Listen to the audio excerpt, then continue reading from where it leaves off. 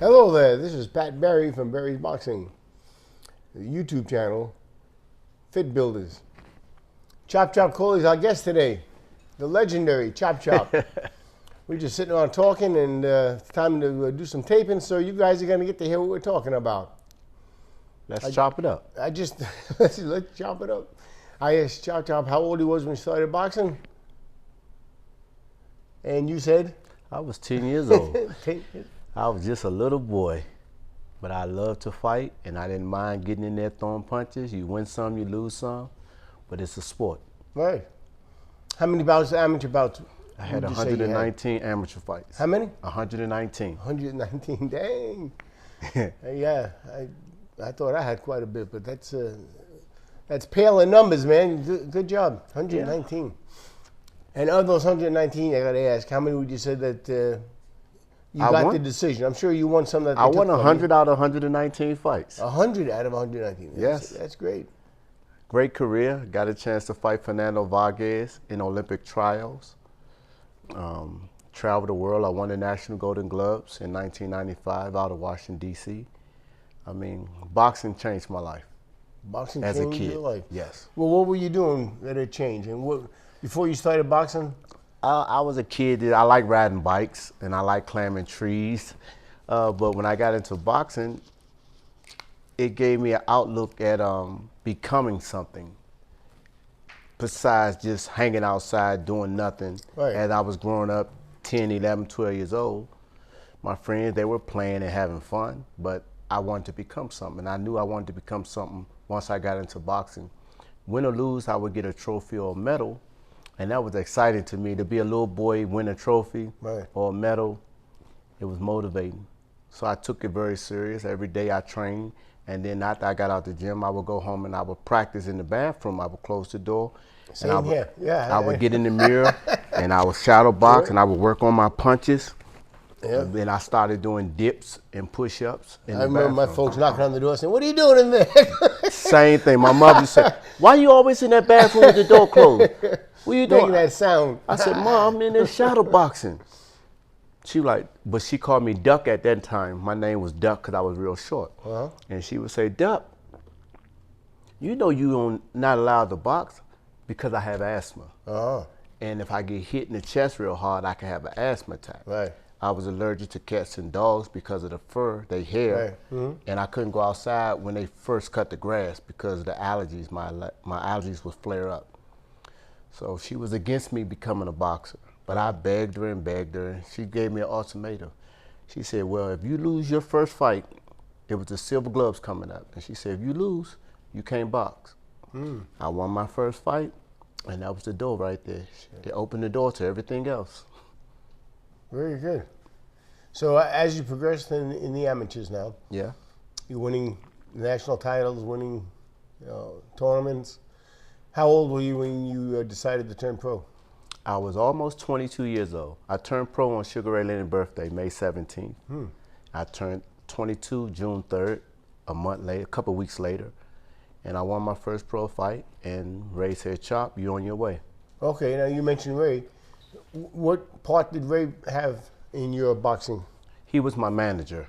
Oh. Sugar Ray Leonard was my manager my first 4 years of my career. And he made sure he put me in the right fights, and I fought everybody. Before I got my first loss, I was 17-0, and I got my first loss in my 18th pro fight. You never forget that, right? I always like to look good when I fight, so I was so much worried about my outfit. and Ray said, "Chop, you look fly, you look good, but next time you're gonna wear some regular boxing trunks," because I made a commitment not to fight in boxing shorts after I think it was the Eastern Trials in the amateurs. I made a pair of trunks, and you made them? I made them. I was making my own uniforms because I used to sew in high school. I became a seamstress. Wow. And the outfit that I made, I didn't do a double stitch in the back seam. And when I won, I knocked the guy out with a right hook. And I was so excited, I jumped up and down and I kicked my legs out and it split up the back. But if I would have had on my skirt like I normally wear, that wouldn't have happened. Wouldn't have happened. So I said, I would never fight in another pair of trunks. But when I got that first loss, Ray said, Chop, you got to earn your way to fight in those flamboyant outfits. So he made me fight in a pair of trunks the next fight. And I didn't like it. So I went out there and I destroyed the fighter. You took it out on him. Oh, yes. I don't like trunks. I don't like black, matter of fact. I don't like wearing black boxing trunks. All right, so we went from amateur to professional. Ray's influential. He turned you pro, or did he turn you pro, or were you with somebody else? No, I was with Sugar Ray Leonard. I turned pro with Sugar Ray Leonard my first 4 years of my career. Oh, okay. And then we signed a promotional contract with Don King my second year after I turned pro. Okay. That's high stakes. That's the big league. Yeah. I mean, I had a great promising amateur career. I lost to Fernando Vargas in Olympic trials. And they knew my style of boxing was very slick because I got a chance to work with Pernell Whitaker. Right after I turned pro in 1997, I was sparring Pernell, helping him get ready for a fight. And then I worked with Sugar Ray Leonard, helped him get ready for Hector Camacho, that fight. So they knew I had a great career. All I had to do is keep my head on a straight and narrow path and do the right things, and the doors will be open. Very good. So you turned pro, and tell me a little bit about your early pro fights. I had my signature punch was a uppercut, right uppercut, or the left uppercut. And then I developed this beautiful right hook that I was checking everybody with. And those was my signature punches, and I would get a lot of knockdowns and knockouts with those punches. And you've had how many pro fights now? Too high to count? Or? Yeah, I'm at 87. 87? I'm at 87 professional fights, and we're working on 88. That's legendary nowadays. You know, yeah. The real old time is, they had them up in the triple figures, 100. But the only one I've seen even close to that was Cesar Chavez, of course, going up. And now Chop Coley. So that's wonderful. And it's amazing. I think back over my year of boxing back in the 90s and early 2000s. I never thought I'd be close to 100 professional fights, let alone 50 fights. I thought I would win a world title and, okay, I'm world champion. And then I'm going to retire. But I haven't retired yet. So how many fights had you had when you won your first title? I won my first title at, I think I was 21-1 in 1999. And how old were you then? I was 23. 40 near Julio. Oh. And tell us about it. How'd it go? That was for the USBA title, and it was at 140 pounds. And it was my first 12-round fight. I did a lot of 8-rounders. I never did a 10-rounder. I did 8-rounders and 6-rounders as I was coming up. But we took that fight, and it was scheduled for 12 rounds. And that was the toughest 12-round fight I had early in my career. Yeah. Because we had on them old Reyes gloves, and it had horse hay inside. Yep. So I was boxing, and I was winning the fight, but when it got up to the 8th round, Enil Julio was 6'1", with a reach span of 74, I think it was. And the punches wasn't affecting me early in the fight because I was moving so much. But as we got into the later round, championship round 8, 9, 10, 11, 12, I wasn't moving as much. And he started landing that right hand, and I was feeling his knuckles. I ain't lying, I was feeling his knuckles on my forehead. And I would hear Ray, because Ray was at the fight, he was my manager, and when the timekeeper would hit the mat, 10 seconds, he was signaling me to tell me, the round is almost over, you gotta steal the round. Right. So I would start throwing flurries and throwing a lot of punches just so the judges would see me working. Right. And I would steal the rounds. And he said, Chop, that fight was close, but you pulled it out. You stole the rounds at the end. Very good. But I was bruised up. I was cut. I was swollen. I said, man, that was a hard 12-round fight. So what was next on you? You defended your title? You fought for another one? We never got a chance to defend my USBA title.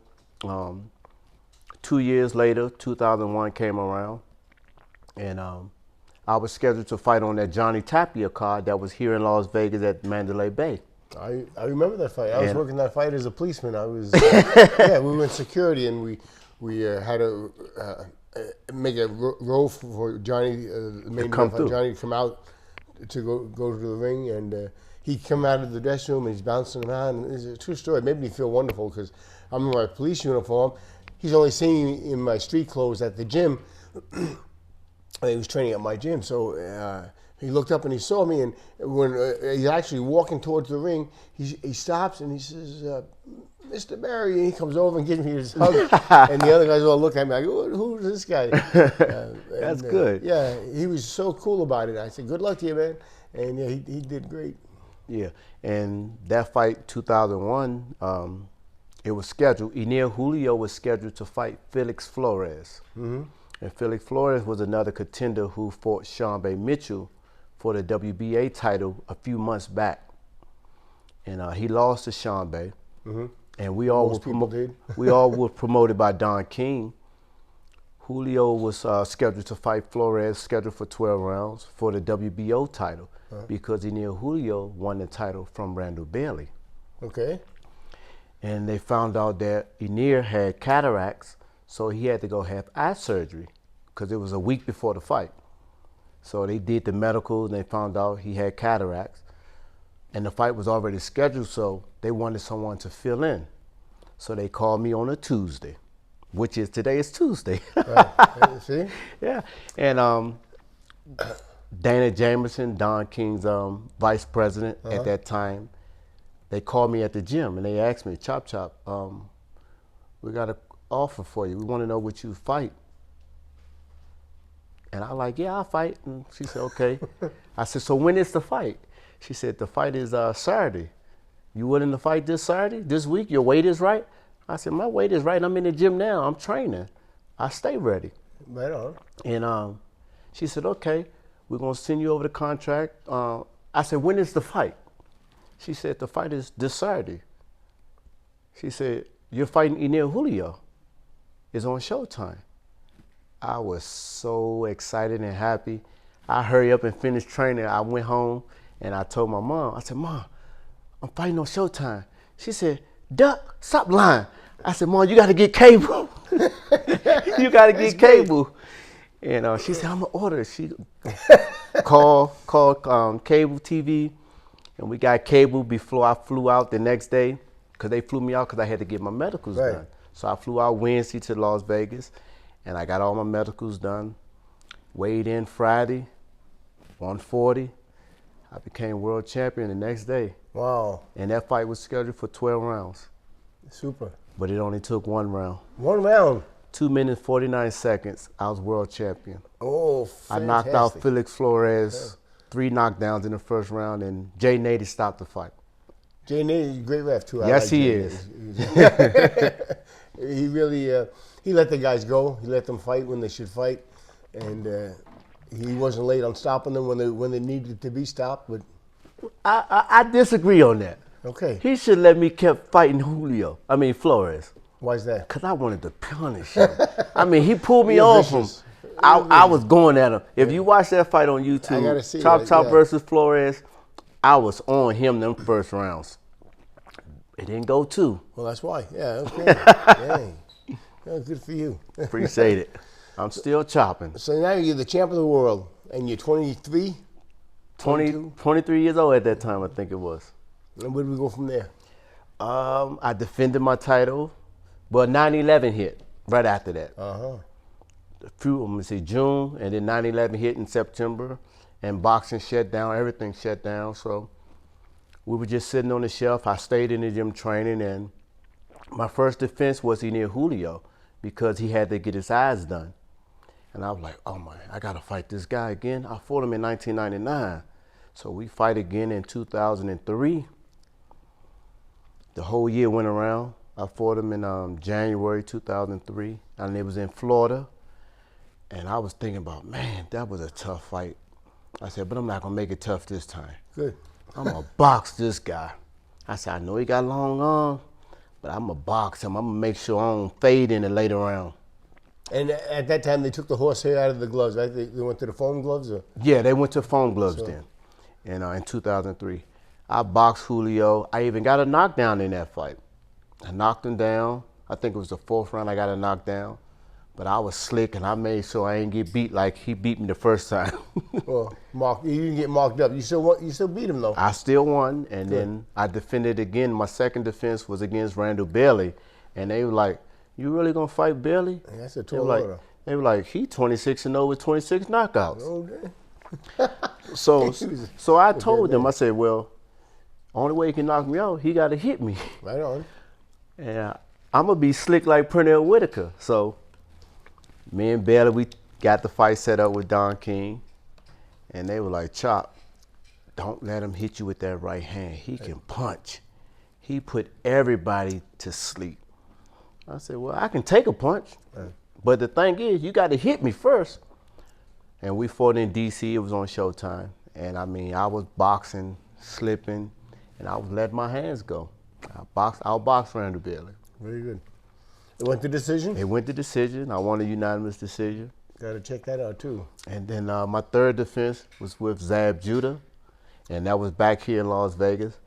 And I had that fight, but I let it go out the window because of my aggression and anger, because we were at the Bernard Hopkins fight in 2003, and that was in New Jersey at a press conference, and Zab and I were having words exchanged, and a fight broke out. Between you and Zab? Me and Zab, yeah, he sucker punched me. And then Don King and everybody broke it up and said, "Why y'all fighting and not get paid? Let's make the fight so we can make some money." And that was in January. So I trained for 5 months getting ready for Zab. I was mad and angry. And then come fight time, we fought here in Vegas at Mandalay Bay. And I went in there angry, steady going in there trying to just do what I was supposed to do, box and let my hands go. Zab caught me in the 3rd round. He was fast as light. Yeah. I seen that 1-2 coming so quick, I couldn't move out the way of it, so I just took it on the chin. Pow!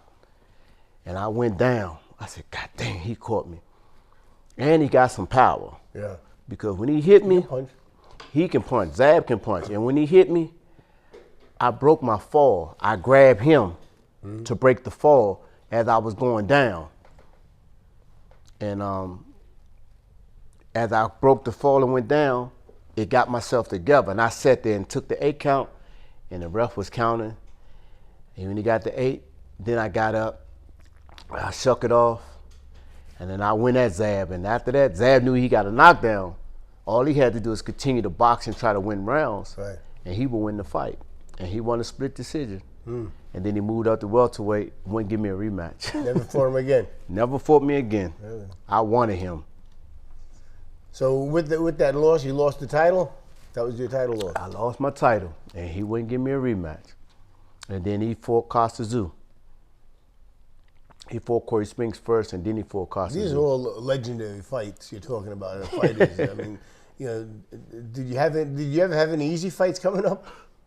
No, I fought everybody. Yeah. Marcos Madonna, Lucas Matisse, Victor Postel, Devin Alexander. Oh, he was bad. Yeah, he was fast too. Another southpaw. Very good. He's been at my gym and he getting ready for fights, and always a fun show to watch. He always put on a good show. Yeah. A little bit of a tank. Kind of reminds me a little bit of old Tank Davis. Yeah. I fought Hank Lundy out of Jersey. Yeah. Tape. Yep. I didn't fought them all. Even Ashley Steelfane, who was promoted with Mayweather from London. Yeah. Ashley, I fought him. Ruslan Pavlovnikov. Man. You fought the list of who's who in boxing. Yeah. If you name them, you fought them. At 140, I was the fighter. Did you ever go to 47? I touched the water once. I fought Freddie Hernandez on Showtime. Man, I was boxing Freddie, scheduled for 10 rounds, and I was winning the first 5 rounds, but I got lackadaisy. Freddie caught me with that right hand, boom, hit me on the chin. I went down, and the ref was counting. I was like, God damn, he can punch. Hold on, Jay. I said, I got 5 more rounds to go. I think I'm gonna stay right here. I ain't getting up. 7, 8, 9, 10. He waited. I was like, okay, now I'm gonna get up. I said, I'll live to fight again. You live to fight again. Hey, Yeah. that's a. I always was a thinker when I was in there, and I learned from the old fighters, if you feel yourself in trouble and you hurt, take a knee. Yeah. Take a knee. Don't try to go in there and fight fire with fire. It's only one round. Give yourself a chance to recover. Come back out next round. Right. Good advice. Because you're scheduled for 10 rounds anyway, or 12 rounds. The fighter in you wants to jump up and get back at it. And that's the same thing what happened with Zab Judah when Costa Tszyu caught him. Yeah. If he would have took the 8 count instead of jumping up, he would have been okay because his equilibrium wasn't balanced right. Right. That's why he was still wobbling. Yeah, it's good. But Zab, my good friend now. Yeah. Hey, he's a good guy. He really is. I Yeah. mean, he's had some periods in his career where he came out like the outlaw. Yeah. And he looked like the bad boy in boxing. But yeah, he's a totally different guy outside the ring. Yes, he is. Yeah. Good friend. Still unfinished business in the ring. So- But outside the ring, we're great. All right. So, when was the last time you held a title? I just won. I won the WBU lightweight title. I won that title in Nigeria 4 years ago. And that was the last title you held That was the last title. until the next one. Until the next one. Until we retire, hopefully. What would you say is the most important thing for a young boxer to focus on, basically? They craft. Learning the sport of boxing. I mean, it's a new era now. Everybody want to do the shoulder roll, the Philly shuffle, and they want to fight like Floyd.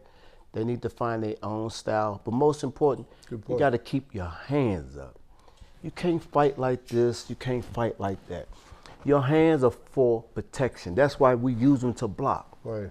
But fighters don't want to do that. They want to look good in there. Well, they see the idols, these stars from yesterday, and they got away with it, so they think they can. But the fighters who were doing it back in the day didn't just gradually pick that up. They learned that from practice and Right. practice and practice. That's why they started with their hands up first. And then they got Good comfortable point. where they can see a punch and they can Right. use the shoulder to deflect the punch and make it go off. It's not something you just pick up. No, that take practice, and Yeah. it takes eye coordination to see a person. Well, Floyd, he's one of the best. He can see you throw that right hand in. He put that shoulder up and turn with it just so you won't hit the chin and let it roll off his shoulder, and then he come back with a counter right hand. All right, so from this point forward, moving forward, what would you like to see as the finish line, so to say? Where would you like to go from here to there? I can't wait. My Hall of Fame. I'm going to be inducted into the Boxing Hall of Fame once I retire completely. That's what's been told to me already. Yeah. Well, of course, you're And, legendary. I want to help train kids. Help. And I want to teach them the fundamentals of boxing. How to move their head, how to use their arms to block shots and counterpunch and defense. Typical coach's question, but how important is conditioning? It's very important. As you get older, it's more important compared to the young fighters now, 10, 11, 12 years old. They have so much energy. They can go out there and fight for a minute and a half or 2 minutes like it's nothing. Right. But as they get older, you got to start preparing your body for the better training of conditioning and taking punches. Because as you get up in age, you're getting hit with other shots that you're not used to getting hit with when you're 10, 11 years old. And take as few as possible. Yes, That's 'cause, especially on the chin. yeah. Oh, yeah. The most definitely. I would say the conditioning your body, because a lot of young fighters now, they're targeting the body. They're going to the body hard. So the ad work is very important. I'm not gonna say I disagree because I totally agree with you, but I'm seeing less. The fighters are more headhunters nowadays. Yes, that is so true. When you first started out, I'm sure you went a lot more to the body than these guys do. Yeah, I learned. I mean, Pernell was my mentor, and he told me, he said, "Chop, you want to slow a person down? Go to the body first." Right. I mean, you're gonna use the jab up and down with the jab, but target the body because you scheduled for 6 to 8 rounds. You want to slow him down. That's it. And I was slow him down, soften him up. They used to call me the body snatcher. Oh, was that before or after the body snatcher? This was after the body snatcher. Yeah, he was Mike McCallum, a hell of a fighter. Yes, he was. Hell of a fighter. I've had the pleasure of being in the gym when he's training too, and yeah, even in sparring, he just made it look so easy, and all of a sudden, whip to the body, and his sparring partner would take a knee. you gotta be able to set in the pocket when you go into the body, Right. and you're taking a chance, and you gotta know if you're taking a chance going to the body, be prepared. He may throw something up top. Yeah, but the body does pay big dividends. Oh, 100%. You may not see you hear the good headshot and the head swings and the sweat flies off and everybody gets excited.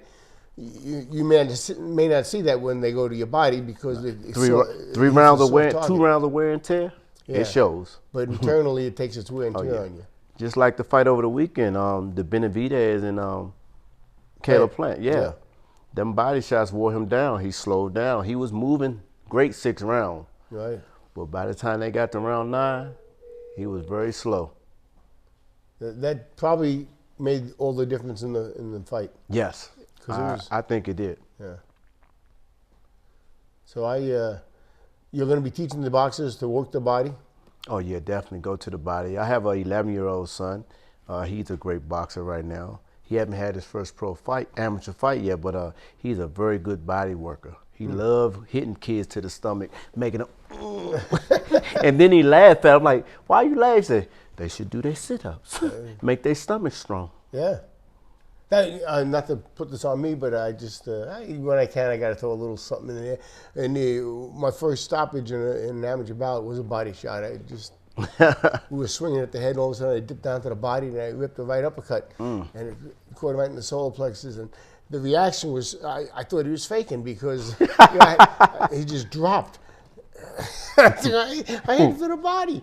And the referee waved the fight off, and it was my first stoppage. I can't forget that. But that's a great feeling. Yeah, that was very, very good. And when I'm in the gym sparring these young fighters now, I be cutting them to the body real hard. And they're like, "Why you go so hard to the body, Chop?" I gotta slow you down. Yeah. You got fast hands. Yeah. My speed ain't nowhere near your speed, so I gotta slow you down to the body first. So how many more years would you like to box? One. I like to finish this year out, and I like to retire. I like to stop at 3 more fights. That'll be 90 professional fights. If not 90, I can do 1 more, and I'm good. Maybe it'd be great to see you pick up a title. Yeah, would. I don't think none of the young fighters, the champions, will fight me at 135 or 140. They may, though. I would like to get a shot at Adrian Bruner now. Adrian Bruner, AB. Yeah, he's with Don King Promotions now, so that'll be an easy fight to get made. That would be a fight that maybe you could hustle and put a little word in Don King's ear. And has he heard about this? Is Don on the ball now? They're reaching out to him now, trying to see is that a fight that Don would like to put on. It's easy to be made. Yeah. I don't have no promoter, and he has a fighter. Well, we wish you the best. Chop, I thank you so much for coming by. Thank you for having me. Doing the podcast. Yeah. You're welcome. Anytime. Chopping it up with Mr. Pat Barry. You can follow me on Instagram, DeMarcus Corley 2019. And you also can follow me in Chop Kitchen. I'm a cook now. Yeah, and he was telling me some of his recipes on the way over here. He got my mouth watering. I'm that sounds pretty good. So I'm going to be looking at some of you. If you have a cookbook that comes out, I'm going to get it. Oh yeah, I'm working on a cookbook and a YouTube channel, Chop Kitchen, coming soon.